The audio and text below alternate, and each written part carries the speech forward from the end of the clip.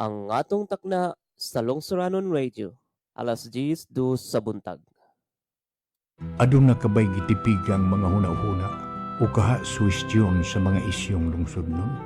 Kini ang atong tulumanon. Panginlabot.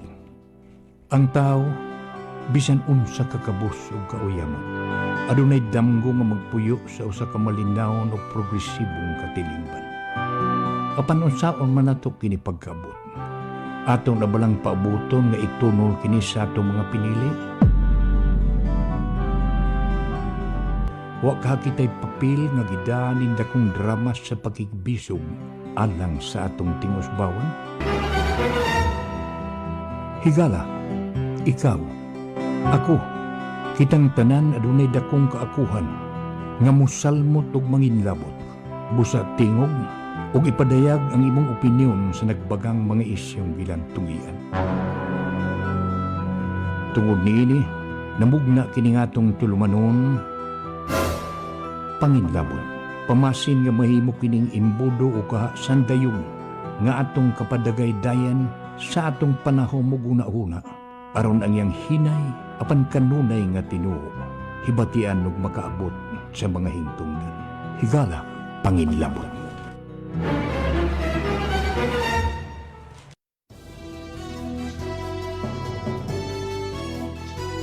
Dahil tagay kong tubig gamay na ibi.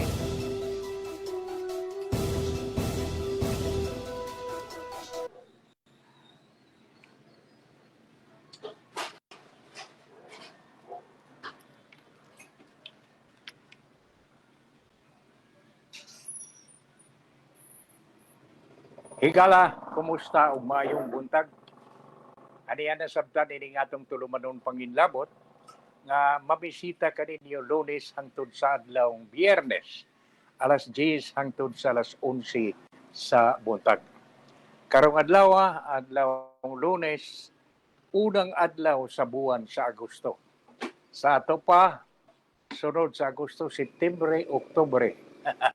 Muna'y giingon, eleksyon na gyud sa barangay sa mga barangay ug sangguniang kabataan. Mao nga hinaot unta nga kadtong tanan nga dunay mga plano nga mudagan naghikay-hikay na sab. Nagsugod-sugod na sa pamisita. Nagsugod-sugod na sad og mga meeting-meeting o pagpurma og mga kalihukan nga ilang ipresentar sa mga plano nga ilang buhaton kung pananglitan magali may swerte sila nga tagaan sa paluwas sa kadaugan. Okay, karong buntaga mga gumusta ko sa tanan natong mga kaigsuonan dinhi sa Dakbayan sa Ormoc. Dunay nag-text nato nga nangingon lagi duna na ba kay kasayuran Mr. Pipito ug ang inyong tulumanon sa panginlabot mahitungod sa ang tulo ka distrito puno sa kining distrito dinhi sa atong Dakbayan. Kay kini kung atong siyudad gibahid man ni kaniadto apil sa nadunghulan og mga ika-29 ka distrito bato kini. Kay ang kadunghulan District 29 lahi man ni sa Baryo Dungol, Baryo Magintong Dunghol. O ngunya kining 20 way labot sa District 29 dito, kining 28 district sa atong Dakbayan sa Ormoc, gibahin na lang ni ihimo na lang ni tulo ka distrito. Pero wa pagitay hingpit nga kasayuran. Unsa bay giunsa ba ni pagbahid? Hain ba ni magsugod ang District 1? Hain ba tapos? O gunya hain sa ang District 2? Hain ba tapos? O ingon man ang District 3? Nagisangpit na to ang atong barangay kung ang atong konsehal, si Konsehal Bibi Laurente, nga mao'y presidente sa Liga ng mga Barangay, nga og unta matagaan ta og impormasyon aron sa atong mahisgutan din hinining atong tulumanon panginlabot. Sa mga maghangin sa kang Attorney Kilang, nga mao tingali chairman sa Committee on Laws and Ordinances sa atong konseho, nga matagaan ba ta? Okay, impormasyon lang. Wa man ta, di man ta mo apel. Ang ato pagsabuag mo lang sa mga kasayuran aron kadtong mga namuyo ni anang mga nagkalain-lain ining tulo ka distrito sa Ormoc kunya. District 1, 2, ag 3 nga kay tulo naman ang lagi nga ang mga sakop na ining tulo ka distrito nga dunay ambisyon kamo serbisyo sa ilang distrito makasabot sad o makapreparar na sad. Mao nay atong tuyo ra gyud og tumong. Way lain. Mao nga og nagpaminaw manggali ron si Konsehal Bibi Laurente bidaw andam ang istasyon nga mo interview kanimo og ingon man kang attorney Kilang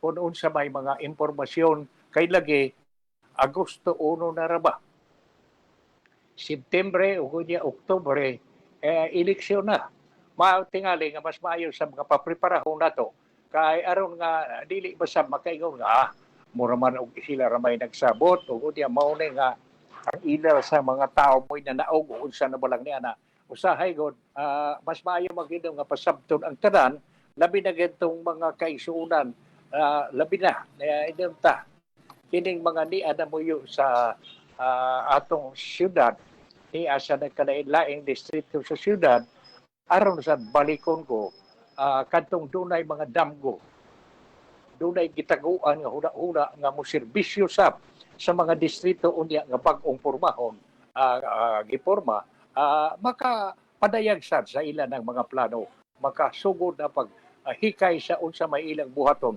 pananglitan manggali og mudagan gid sila unya pangutan-on sa mga sa inig bisita nila sa distrito unsa may inyong planong buhaton.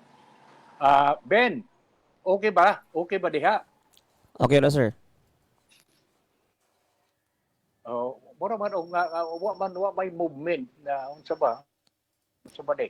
Okay na, dire, sir. Check. Kana okay na bala na diha nimo? Yes, sir. Okay ra. Okay, nahala sige, mo padayon na lang ko. Yes, sir. Yes, sir. Sige na lang ko. Okay, balikon ko. Good morning sa tanan naton tanan ng mga kaigsuonan din sa dakbayan sa Ormoc. Ato sang pangumusta sa mga kaigsuonan ta sa Albuera, sa Kadanga, Matag og Palumpon, Isabel ug Merida nga mga nagtuusab ko nga ang mga lumulupyo diining mga nagkalain-lain nga mga munisipyo ang ilang mga kapitanes sa ilang mga barangay medyo nasibot og nisugod sad paglihok. Now, kumusta? Hidaot nga naa mo sa mayong panglawas. Mga musta sabta sa ato mga kaigsuonan sa tibuok Rehiyon 8 sa Luzon, Visayas ug Mindanao nga mga kaigsuonan nato og kahiglaan nga tuwa na dito ron manginabuhi. O diya, may swerte sila dito sa mga kagahapon nagsangpit ko kang paig kapuno nga dugay nato nga kauban dinhi og dinhi na nakaserbisyo ganito sa local government sa Ormoc. Pero abot og hae na di pagkakaroon og nagpaminaw man si paing kumusta hinaot nga naa ka sa mayong panglawas og ang tibuok mong pamilya. O ngadto sa mga kaigsuonan ta nga tuwa sa nagkalain-laing dapit sa kalibutan. Good morning kaninyo. Okay. Magsugod ta sa atong paghisgot-hisgot sa mga tinagsip nga sa mga balita. Pero akong ipahinomdom nga kining atong tulumanon panginlabot inyong mabati o mudayon sa inyong panimalay pinaagi sa Lungsuranon Radio Philippines. Pinaagi sa atong website www.pipitoradio.com o sa Facebook page www.facebook.com Lungsuranon Radio. Okay. Mangumusta sabta sa uban pa natong mga kahigalaan nga dugay-dugay na sab nga wa gyud nato masangpit. Sila kumusta sila si Larry o si Maria Placido diha sa Macabug. Good morning. Og ingon man usab mangumusta sab ko kang sa atong higala sila diha sa Macabug. Og nagpaminaw magali si Ala ug si Juliet Alcala diha sa Macabug. Og si Len de Rosries, si Carmen Diaz. Nagpaabot ko nga dunay imbitasyon sa kasal. Og mangumusta sab ko ni Joy Vincent Mutil, no? Og nagumusta og ingon man nila kang Ronnie og ni Elmeroa. Og si Ruby Diay, og ang akong partner nga dugay si Leomer Martinez Campo. Kumusta, Mer? Og nagpaminaw ka manggali. Mangumusta sa day ko sa atong kanhimayor, si Biboy Kudiya, sa iyang misi si Jingjing, si Jek ug si Junjun. Siya, og nagpaminaw sila karon. Good morning ninyo. Og ingon man usab ni Kapitana Edith Mantos diha sa Marhen, si Al Alberca ug ang iyang pinanggang misis. Kumusta mo? Mga pangumusta sabde sa akong pinanggang misis si Lilit. Sa tanda niyang mga kahigalaan sa division office. Kay ako ragon tan-awon usa diri. Lion ko usa ring ihatag intaw ni misis kaniadto para pangumusta sa iyang mga kahigalaan nga sila kuno sa iyang mga kahigalaan sa division office. Sila si Cory Jaime, si Didi Piroso, si Gloria Luna, si Alice De Loyola, si Erme, si Abit, si Erling, si Bining o si Milit Aradasa, si Aldong, si Milag, si Claudette Maruha, Lisel Rune, Milit Aradasa. Nakaduha na. O mga pangumusta sa kuno ngadto kang Ma'am Alibangbang og nagpaminaw sila karon. Kang Ma'am Lumarda, kang Idi og Idin nga tanang mga kauban kuno niya diha sa division office. Alang usab nila kang Iba Siusi, Juliet Montibon, Imelda Amudia, Van Gaspang, Maylin Barkira nga naa karon magtrabaho sa division office gyapon. Mga pangumusta gigikan sa akong pinanggang misis si Lilit. Kay gibingaw na sab kuno siya sa iyang mga partner o sa iyang mga mga sister sa katikista, si Sister Salome, Sister Dote, Sister Alice Calibo, si Risa, Teresa, si Ising, si Junjo, si Maria, si Madel, si June, si Norma, si Minda, labi na gyud kang kuang kuno Sister Tita, Sister Chuna, Sister Sally, Sister Vicky, ug sa tandan nga mga katikista sa St. Peter Paris Orbo.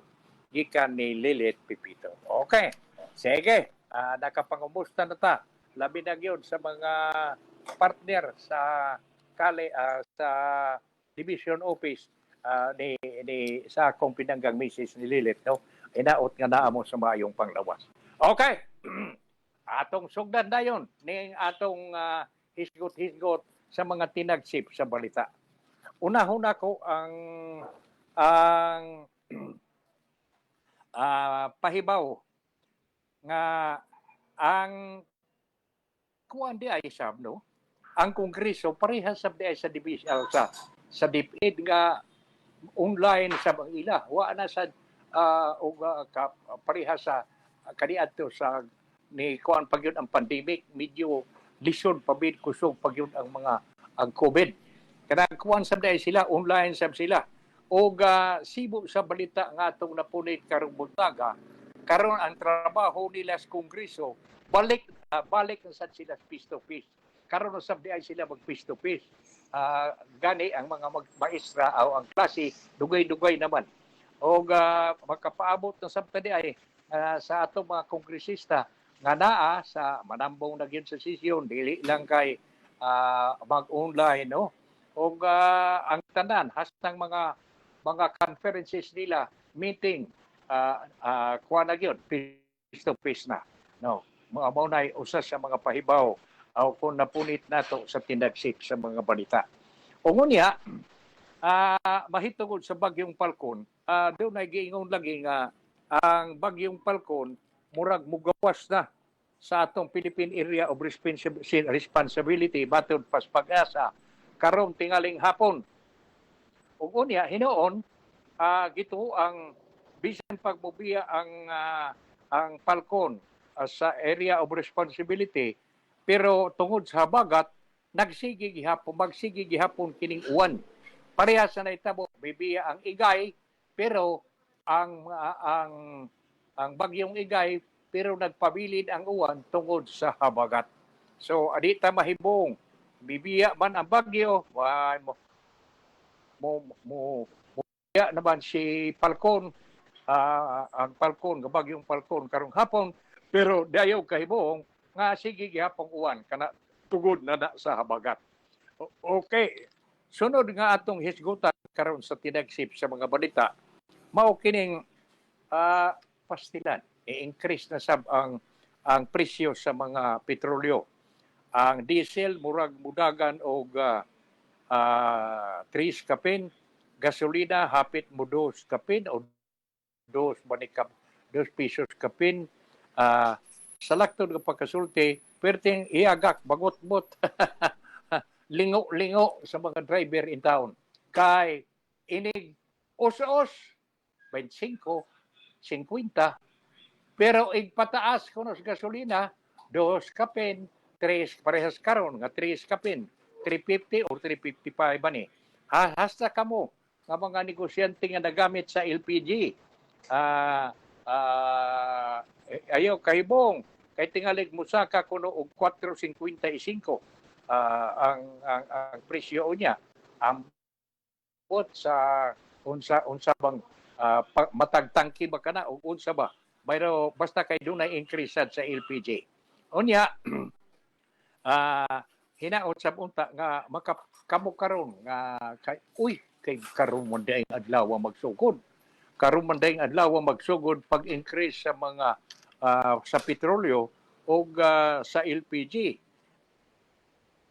Nawa nagitay kadaganan. Munay pag-ingnon nga wa ta makabantay, nakalitan ta. Daigo na lang kita, magampo ta nga unta sa dili sa madugay, maos-os ni. Ug unya ug unsa bang kakusog sa pagsakaw ug pila may increase pagsaka, mo sabunta kuno unta gidak-on sa pag-decrease. Galing kay mo decrease buos-os 25, 50, mo increase kapin piso, 50, 2. Astang nakadakog diferensya. Tinunga. Okay. Mga mutikang taglain nga hisgutan karong buntaga. Kini ako makaingon lang kung ambot og unsa bagay kahay tinuod ni ini, no? Kay matud pa ni ato ragoning hisgutan dayon. Sibo sa tinagsip sa balita nga atong napunit karong adlaw. Nagingon nga ang NEP nagpasabot nga ang stock kuno sa bugas. Ang stock sa bugas sa NEP murag mulangtad na lang kuno 2 ka adlaw. Mao nga ang pag-angkat og bugas mao plano, pagpalit og bugas mao plano sa Department of Agriculture. Karon na makapahibong, makaingon ko makapahibong kay niya sa gawas sa samantalaan niadtong kagahapon 31 matod pa dire sa balita sa nga napatik sa Philippine Star. Why rice shortage bisan pa kuno sa nga gilampaso ang nasod sa bagyong Igay. Kana pamahayag gikan sa DE sa Department of Agriculture. Pero karong adlaw pitsa uno ang NEP ni pahibaw nga ang stock nato sa bugas sa NEP murag 2 na lang kaadlaw.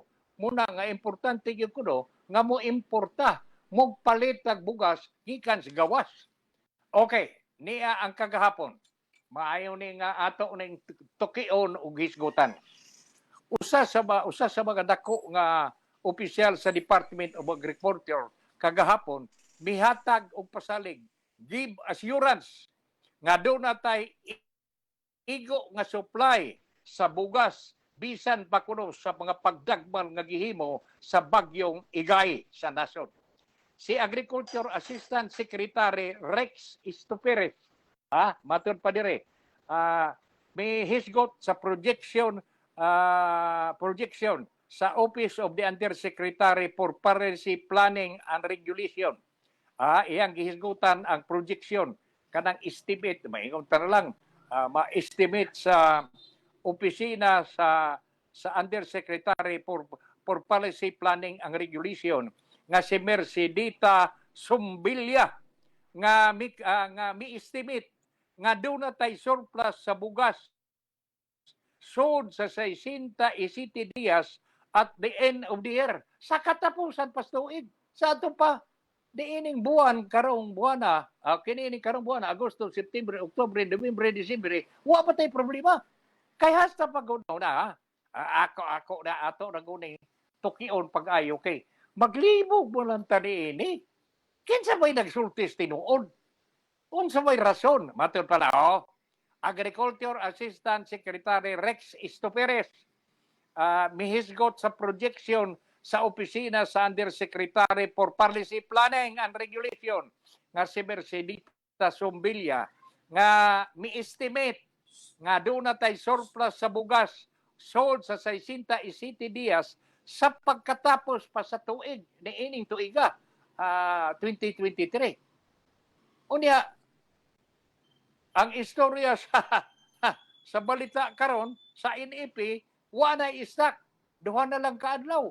Ay Ginoo. Kinsa may namot-mot ni ini? Kinsa may namakak? Unya matud pa diri, the super typhoon Igay happened after the harvest. Sa ato pa di ay nakapundo ta kay ang Igay niabot kuno ang bagyo human na sa ani natago na sa mga budiga. Right now, the affected standing palay crops are still in early stage. Sa ato pa, ang mga bagong tinanom, wa pa, di pa kayo grabe ang kadaot kay video na apektahan lang. Ugo niya, matod pa dire.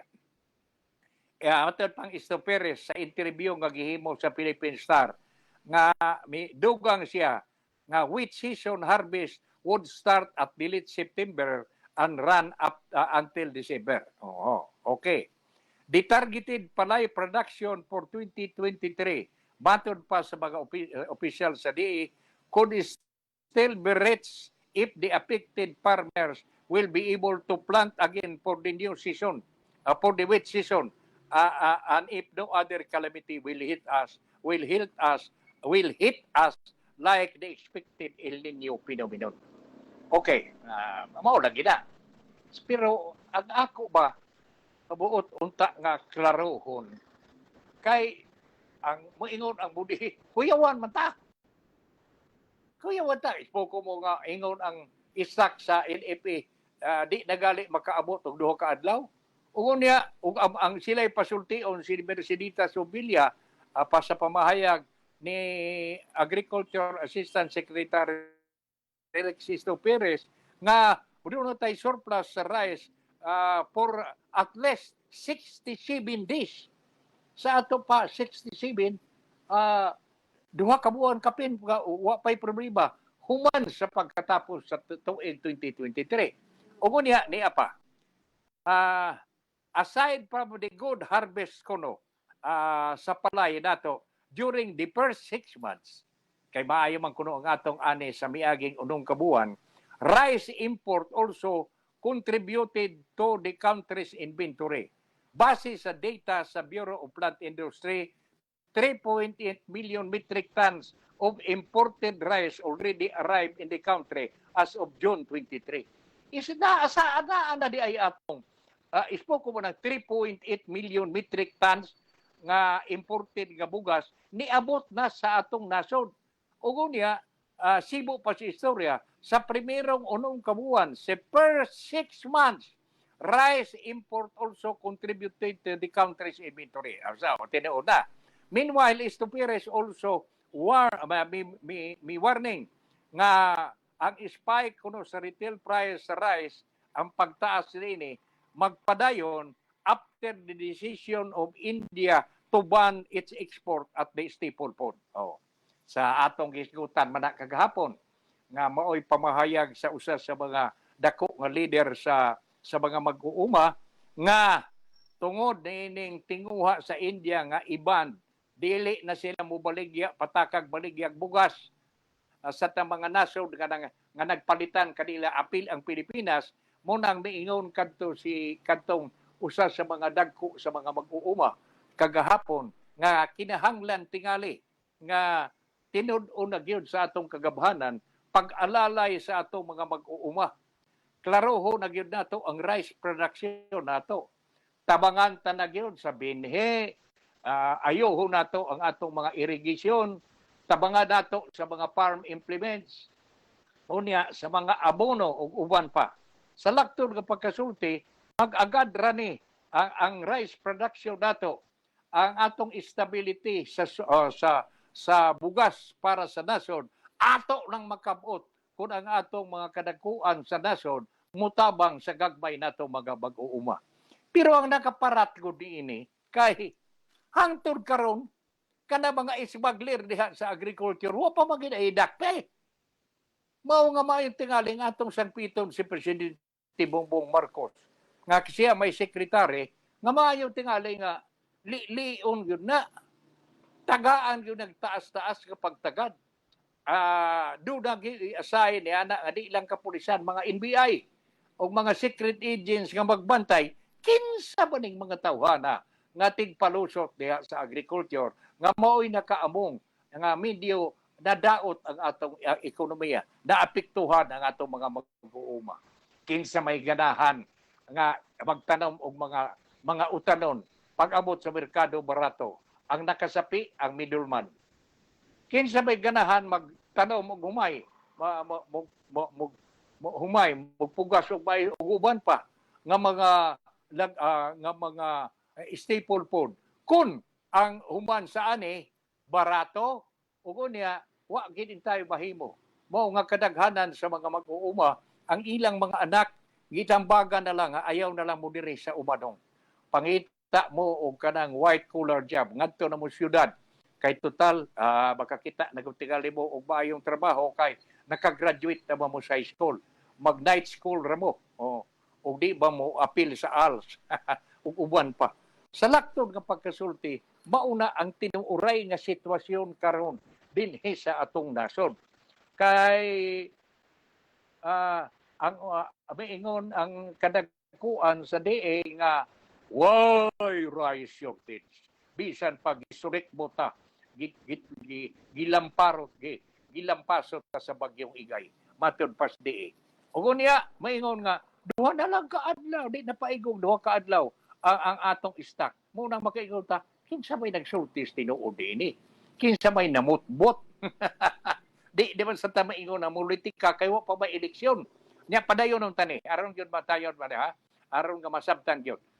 Ang export ban sa India kuno mo kunoy resulta sa increase sa price sa bugas sa world market.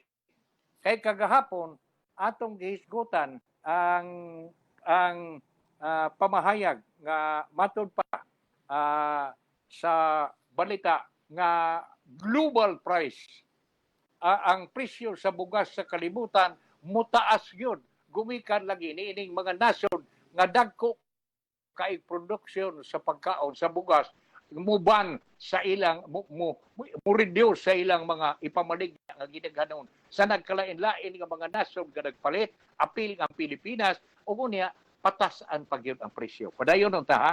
Padayon nun ta. Matod pa ni Ernesto Perez, base sa information from importers, ang rice kuno in the world market may increase ngadto sa $560 per metric tons gikan sa 520 per metric tons nga misaka. Balikon ko ha. Matod pa ni Ernesto Perez, base sa information gikan sa mga importer kadtong namalit sa gawas nga ang presyo sa bugas sa world market may increase ngadto sa $560 per metric tons gikan sa 520 ra dollar per metric tons. Nga gani mo saka pagay tingali ni sa ato na gikan sa 560 ngadto gikan sa 520 ngadto sa 560 per metric tons dollar 560 misaka og 40. The imported rice was already high matod pa ni Istopiris sa Vietnam. May increase sila sa ilang presyo ang Vietnam. There was also information that other rice importing countries nga nag-source sa ilang rice sa from India nga nagban kano will further resort sa sa pagtaas pagyud sa presyo sa sa presyo sa bugas sa kalibutan. Following this, matud pa ni Estoperes, efforts are now being done to improve local rice production. Agoy. Mas maayo naman lang sab. Kay nakamat ko na sila niini. Gahina na og dako-dako ang inunta ang mga mag-uuma ug unsa may ilang panginahanglan aron nga ma-improve ang local rice production. Ang mga opisyal usab nag-ingon nga ang government dunay target nga pag-achieve nga makabot nila og 20 pesos per kilo sa rice nga mao'y gisaad ni Presidente Bongbong Marcos sa iyang kampanya niadtong 2022. We can still hit the 20 per kilo in the assumption that we provide all the farm inputs needed by our farmers. Matod pa ni Estoperes. Dugang ni Estoperes, the government focused to attain the security and address the impact of climate change. Mga kaisuunan, atong bang mahuna-una. Ako nakaingon ko nga kining balita karon sa gikhatag sa IDP ay opiner yun ni. Nga karon yun, batasan man eh, baingon na lang nato, dili ta mo tudlo no, nga kinsa nga grupuha sa mga opisyal nato sa nasod. Nga ato lagi ingon nga, anha na mangutamulihok o maigok na. Ang mga programa kaniadto, ang mga programa kuno para unta sa mga mag-uuma mura magmakalimtan labi na og kanang wa batay problema ang giatubang. Kung gitutukan lang yun pareha sa Amerika, ang ilang mga mag-uuma gitan-aw yun nga kadtong mag-surplus dili mahadlok ang mga mag-uuma nga mag-surplus kay ang gobyerno mo palit niana aron ang interes sa pag-uuma sa pagsigig uba o pagproducer dili mamuinos. Ngayon dili sila ma-discourage nga magsige kay naaman ang gobyerno mo atubang mutabang. Hinoon ang gitabangan kuno kada sa usahay sa mga kadakuan sa Department of Agriculture ang mga middleman man. Di man hinoon ang mga producer, di man hinoon ang mga mag-uuma nga naghago, nagpainit ug nagpauwan. Okay, manghinauta nga karon na hinoon ta mo dunay sulbad nga mahitabo kay niya pa dugang nga balita mga grupo sa mag-uuma supak sa plano ni Presidente Bongbong Marcos nga mag-angkat og bugas. Bayo tingali usa nga ato gyud klarohon. Unsa ba gyud ang atong stock? Lion tingali ang mga budiga. Kay moingon ang ubang mga middleman god binhuwa na. Pero ang ilang stock ihinay-hinay pagawas ug unya sila mo'y magpahimos sa dagko kaayo nga mga ganansya.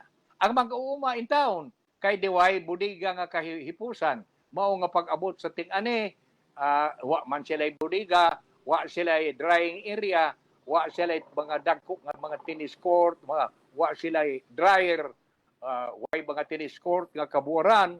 Ang mahitabo isiguro kay tingalig mulagom musamot ka borato, musamot ka alkansi ang mga mag-uuma. Pero kinsamay nakapahimos ang mga middleman. Mao nga manghinauta nga kining grupo sa giingon sa nga mga mag-uuma nga supak sa plano ni Presidente Bongbong Marcos, maayo tingali sab nga paminawon.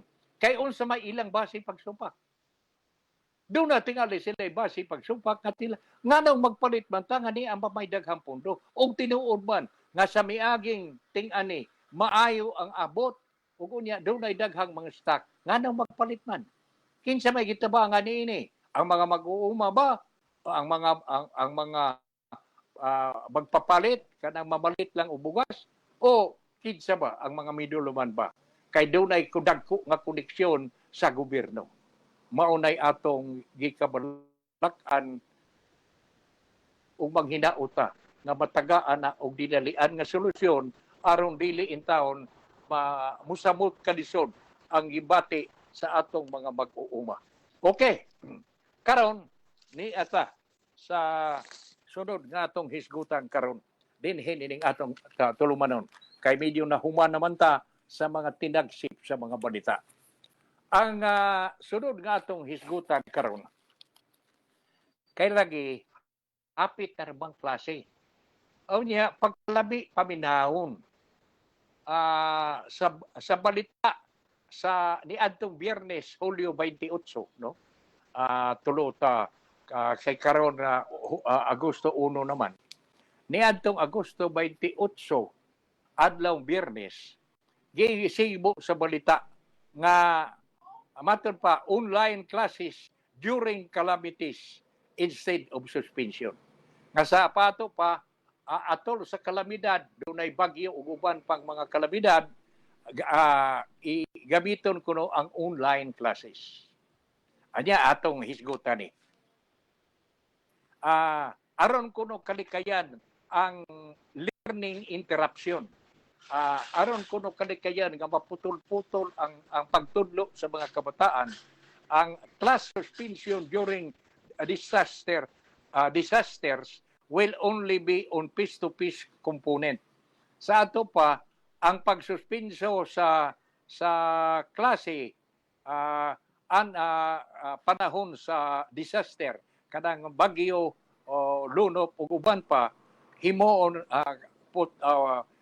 kana lang isuspenso ra kuno ang sa piece-to-piece classes. Pero sige ang learning lesson tungod sa online classes matud pa diri, with the students expected to continue their education at home, an official of the Department of Education na mahayag. Nga sa laktod, aron kalikayan ang disruption sa klase, bisan pagbagbagyo, dili magkaputol-putol ang pagtudo, gamiton kuno ang online classes. Kaniadto kuno, if there is typhoon, ang classes is immediately suspended. Tinuod man na. But right now, matod pa sa pamahayag nga gibuhian ni Michael Pua, ang Undersecretary, nga but right now, to maximize learning continuity, since we are on learning recovery mode, we do not suspend classes. Sa ato pabisan pagbagyo, matod pa ni Pua, sa pagkakaroon, aron ma-maximize kuno nga masigi ang learning, magpadayon ang pagtudlo, matod pa dili isuspensyon ang klase. Matod pa ni Undersecretary Michael Pua sa atol sa State of the Nation Address sa The Nation Address Forum niadtong Hulyo 26. We will suspend right now in classes is in-person classes, kanang face-to-face na. Pero, but our learner continue with their education at home using what we call alternative delivery modes, whether modules, blended, or online learning, he added. Pagkalami untang paminahon. Pero lagi ang pangutana. Sa diyang gigamit tinato kanang gitawag og modules, blended og online learning niadtong panahon sa COVID, unsa may nahitabo? Maayo ba ang learning? Maayo ba ang pagtudlo ngadto sa mga bata? Daghan ba nakatunan? Mao man to ang mga higayon nga atong mga kabataan nga ni-intrag examination sa math, English ug uban pa nga mga kurso, inunta nakulilat, nakulilat. Ayaw na lang to, ayaw tong ihata. Palihog ina lang nga kuan, ma-star na lang ato usa, ayaw lang usa tong kuan. Karon na mapadayon tanong. Ubo sa guidelines matud pa niini, under the updated guidelines on the cancellation of classes issued by the DepEd sa miaging tuig, nga sa ato pa gamiton na lang issued sa DepEd matud pa, in the event of canceled or suspension classes, modular distance learning performance task project or make-up classes shall be implemented to ensure their learning competencies and objective are still met. Pagkalami lagi kayo, kanindot kayong paminahon. Maayo ang dagan, maayo ang tumong. Pero ang atong mga kabataan labagi na sa baryo, hitso. Naa ni anang mga modules dayon. Naa nang mga ginamito no, naa ang mga equipo, mga equipment para sa online learning. Natagaan ba? Napurnisan ba ang mga kabataan sa kabarangayan? Nindot ang plano. Pero maunsaon ka na pag-implementar para nako. Para sa akong una-una. Kaya lagi, gawas tigali, kung ang matag eskwelahan, ba-elementar, sa labi na gyud gantos parplang barangay, tagaan-daan sa mga modules, kanang gitawag nga modules, blended or online learning facilities. Kaya ang plano na, pero dili ma-implementar. Mao nga, niining pamahayag nga gibuhian ni DepEd Undersecretary Michael Pua, matod pa dire, ni antong gawas na sa pizza 28 nining buwan sa Hulyo Biyernes. Pagka sa Monday, ni antong Lunes, kagahapon, 31, ang mga magtutudlo, ni pahayag sa ilang una-una. Matod pa dire, teachers, online classes, matod pa sa mga magtutudlo, online classes during calamities, insensitive. Ambot kung sabay maayong binisaya ni inima, ining insensitive. Mas maayo tingali nga, ug do na manggali mo'y naminaw karon nga makahatag natong eksplikasyon diyan ng insensitive. Wa pakialam. Okay. Sige. Matod pa diri. Ang alliance kini mao na ni ang tubag ni adtong pamahayag nga gibuhian ni Undersecretary ang spokesperson Michael Pua nga lagi panahon sa aron dili maputol kuno ang sige pagtudlo, wa kuno'y class suspension bisan pag dunay no bagyo ug uban pa. Pero matod pa sa mga teachers, online classes during calamities, insensitive. Okay. Ang Alliance of Concerned Teachers, may pabhayag dayon, slam as unrealistic and insensitive the Department of Education statement that alternative learning, which may include kuno modular and online classes, shall be implemented during typhoons and other calamities instead of totally suspending classes. Okay, niya ato ning klarohon. Matod pa sa ACT, ang Alliance of Concerned Teachers, nga matod pa niya unrealistic, burag kana bang damgulang why dili katuhuan ang kuang kuno unrealistic o murag plano lang nga why katinuuran ang Department of Education sa ilang statement nga ang alternative learning nga mag-appeal sa modular o online classes mao kuno i-implementar atol sa bagyo o ubang kalamidad imbes pagsuspension sa klase. Matod pa ni sa taga ACT sa concerned teachers, matod pa sa Alliance of Concerned Teachers. This is unjust and inhuman. This is also insensitive to the actual situation of our general public during calamities. Matod pa sa pamahayag ni Vladimir Kitua sa press statement sa niadtong miaging adlaw. Kitua was reacting, mi-react sa pamahayag nga gibuhat ni DepEd Undersecretary o spokesperson Michael Pua nga in order to avoid learning disruption, only face-to-face component of classes will be suspended during the disaster, with the student expected to continue their education at home. Matod pa ni Kitua, react sa statement ni Undersecretary o spokesperson Michael Pua nga in order nga sa aron kuno dili maputol ang pagtuon sa mga bata, ang piece-to-piece nga component lang, kana lang piece-to-piece by putlon, pero ang klase shall be sa piece-to-piece component of classes shall be suspended, pero ang mga estudyante gipaabot nga magpadayon sa ilang pagtuon at home, magpadayon pagtuon sa diha sa panimalay. Before matod pa, if there is typhoon, classes are immediately suspended.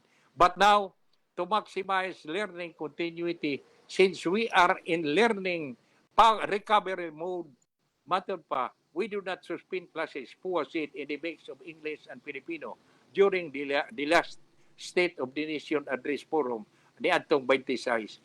What we suspend right now is in-person classes, but our learning continue with their education at home using what we call alternative delivery modes, whether modules, blended or online learning.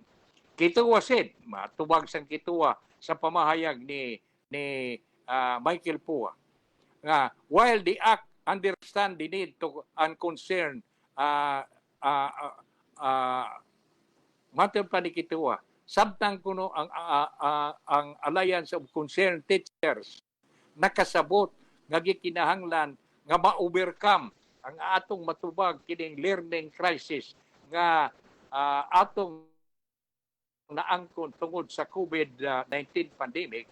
Doon na kuno'y sitwasyon diin ang mga estudyante o ang tan-awon sa kuno nga ang sitwasyon sa mga estudyante o mga ang ilang safety sa mga magtutudlo ang welfare ang ayan sa kuno nga tan-awon nga mao'y primary importance. Sa laktod nga pagkasulti, dili lang kay ang gihuna-huna niini mao ang continuity, pero gitan-aw sab kuno unta matod pa ni Kituwa, doon na magoy sitwasyon diin ang mga estudyante o mga o ang seguridad sa mga magtutudlo sa kuno ug ang ilang welfare tagaan sa kuno primary importance. Matod pa diri, during calamities, the government, which includes DepEd, should be thinking on ways on how to provide assistance to its constituent instead of adding the burden of teachers and the students who are already suffering from the recent typhoon. The DepEd must think of ways to assist them. Matod pa ni Kituwa. Sa laktod nga pagkasulti, masabot nato nga murag ang mga magtutudlo, murag wa kayo mukuyog niining plano nga kining online classes. Kay mura bagod ugang gitan-aw kuno nini sa DepEd ang sitwasyon ra sa continuity sa klase. Wa kuno tan-awa sa mga kadakuan sa DepEd ang safety sad ug ang kaayuhan sa mga estudyante ug sa kabataan. Atol sa kalamidad the government ang kagamahanan kuno apil ang DepEd maghuna-huna kuno og mga paagi ug saon paghatag og assistant sa ilang mga konstituente instead nga magsigi og tagaan pa kuno dugang problema ang mga magtutudlo o mga estudyante nga wa na nagantos na nagantos na sa problema sa baha, sa bagyo nining kusog hangin. Angayan kuno nga ang DepEd maghuna-huna ug unsaon nila pag-assister sa mga magtutudlo ug sa mga estudyante baton pa ni Kituwa. Nga sa laktod nga pagkasulti ug atong analisahon kini tubag-tubag sa mga kadakuan sa Alliance of Concerned Teachers o ingon man sa pamahayag sa DepEd, maayo sab tuod nga atong timbag-timbangon. Sa pagbagyo, unsaon man imong pag-implementar nining online learning? Unsaon man? wa na kadaghanan sa mga dapit kadaghanan usahay wa na may kuryente. Unsaon man nato paggamit sa mga ekipos nga kinahanglan og kuryente panahon sa bagyo. Nga unta magamit. Mao bang gani nga makaingon ta. Mas maayo patingaling tun-an pa pag-ayo sa mga kadagkuan nato sa DepEd. Ug unya mulingkod sab ang atong ihangyo nga ang kinisang mga taga-akba kining mga membro, mga opisyal sa Alliance of Concerned Teacher, dili lang sab kay kana bang mudiretso lang sa panaway sa unsa may mga plano sa mga taga-DepEd. Ang importante nga maayo sab tingaling mulingkod sila.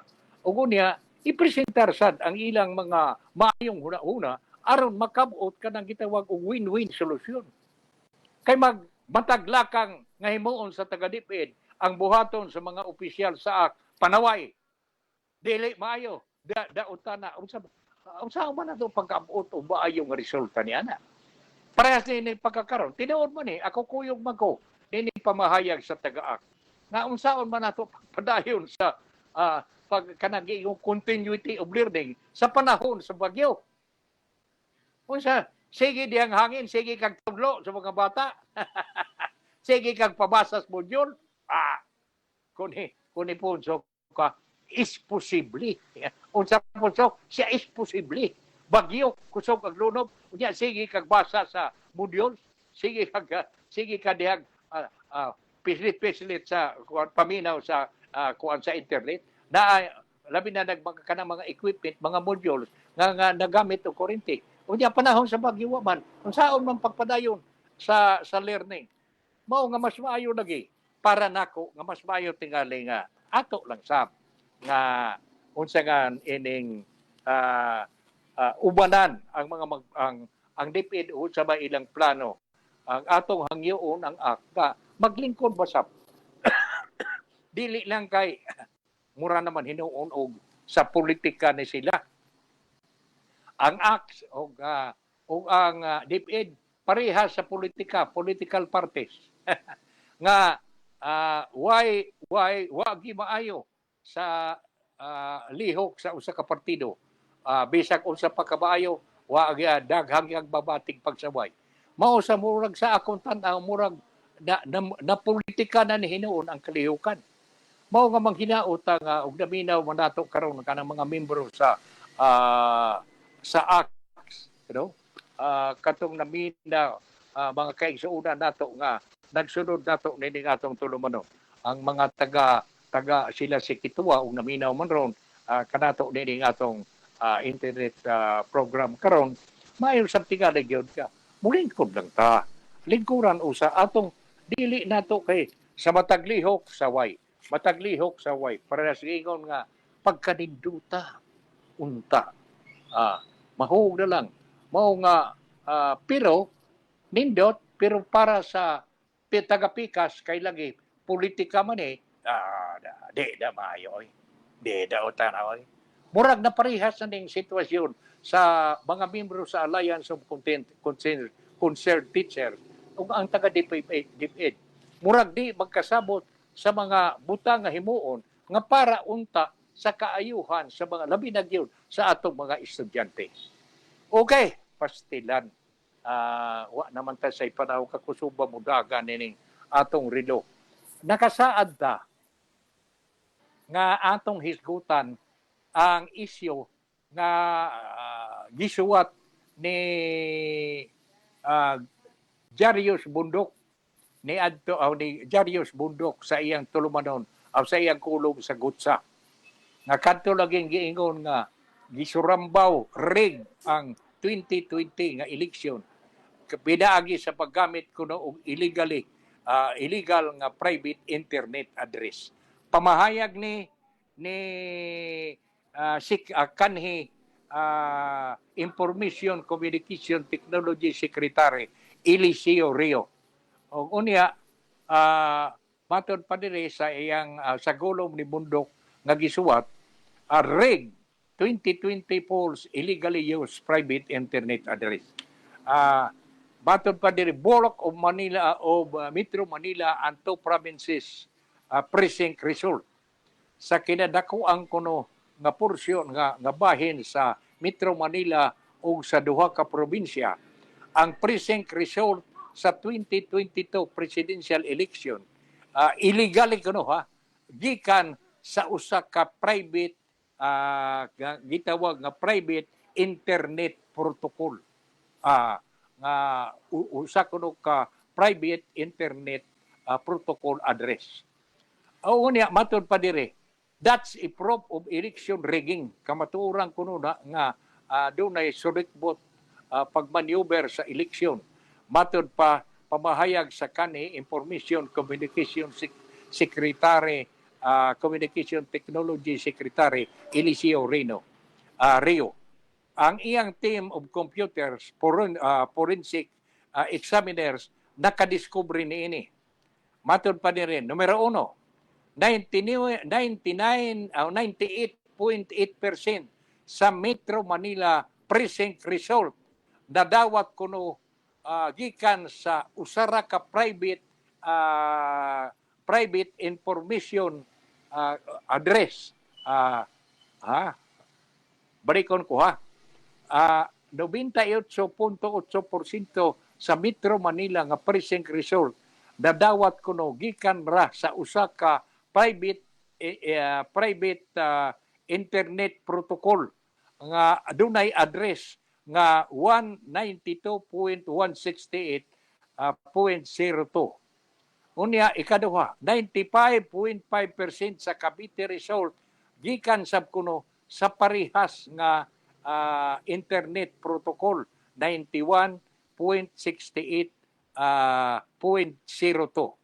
Unya 81% sa Batangas result gikan kuno sa 192.6802. Ug unya remnant kuno sa Metro Manila, Cavite ug Batangas result gikan sa nagkalain-lain nga private information kon internet protocol different internet protocol address nga nagsugod og 10 Gs.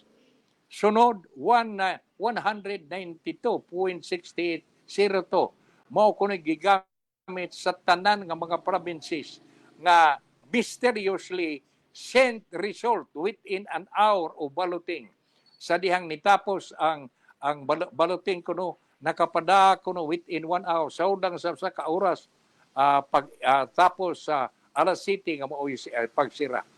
Ug unya, it is now clear why Comelec cannot show the telco's transmission log as Chairman George Garcia promised on October 18, 2022, pamahayag ni Rio.